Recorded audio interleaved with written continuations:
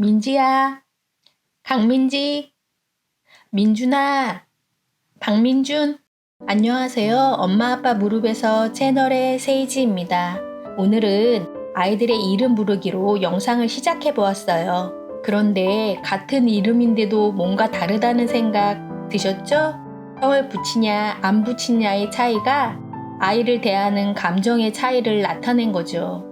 어린이집에서도 이상하게 문제 행동을 보이는 아이를 부를 때는 이름 앞에 성을 붙이게 되더라고요. 하루에도 몇 번씩 부르는 아이의 이름? 오늘은 아이의 이름 부르기에 대한 이야기를 준비했어요. 앞에서도 잠깐 말씀드렸지만 아이의 이름을 부를 때 나도 모르게 감정이 담기게 되죠. 민지야, 민지야, 민지야 처럼요. 그렇다 보니 아이들도 호명시 다양한 감정들을 직관적으로 느끼게 되죠. 엄마 아빠가 기분이 좋은지, 화가 나거나 언짢은지, 날 사랑하는지를요. 아이들은 타인의 감정을 해석하는 과정을 통해 자신의 존재 가치, 즉 자존감을 형성해 가요. 이렇게 중요한 이름 부르기 어떻게 해야 할까요? 이건 아이가 어린 원령일 경우 해당되는 이야기인데요. 아이가 너무 귀엽고 사랑스러워서 우리 강아지, 뚱이, 귀요미 등의 애칭으로 부르는 경우가 있는데요. 아직 나와 타인에 대한 인식이 부족한 시기에는 아이의 이름을 정확히 부르는 것이 중요해요.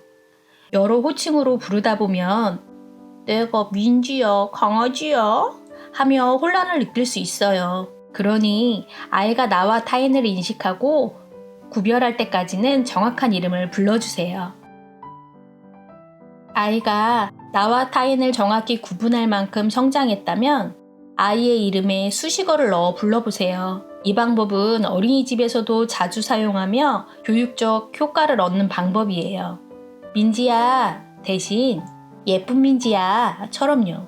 예쁜, 멋진, 사랑하는 것 같은 추상적인 수식어도 좋지만 좀 더 교육적인 효과를 얻으려면 구체적인 수식어 사용이 좋아요.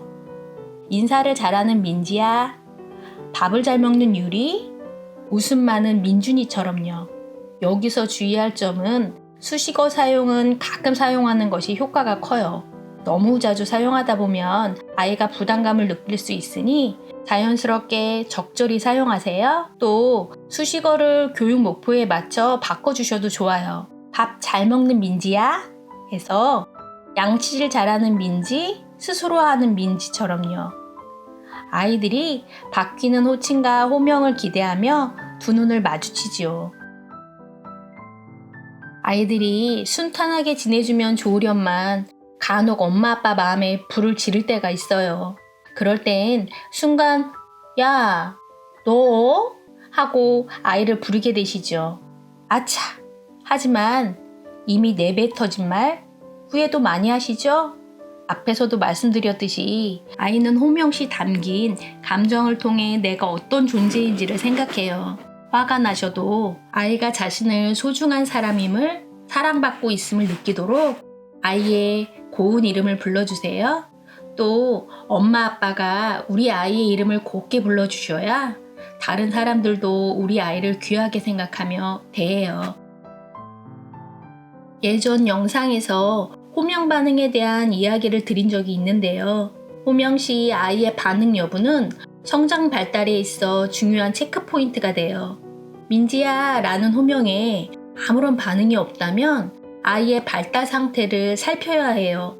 놀이에 집중해서 듣고도 못 들은 척 하는 거라고 생각하는 경우도 있으신데요. 호명 시 무반응이거나 반응 정도의 미비함이 나타난다면 좀 더 세심하게 살펴주세요.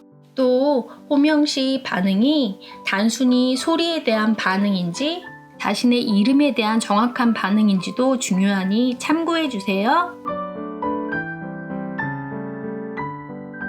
아이의 이름 부르기에 대한 이야기를 나눴는데요. 다정하게 민지야, 엄마, 아빠 하며 서로의 이름을 부르는 것으로 한 주를 시작해보는 것도 좋을 것 같네요. 오늘도 아이들의 성장을 위해 노력하신 부모님들께 감사드려요. 아이들과 함께 성장하시는 우리 부모님들을 응원합니다. 화이팅!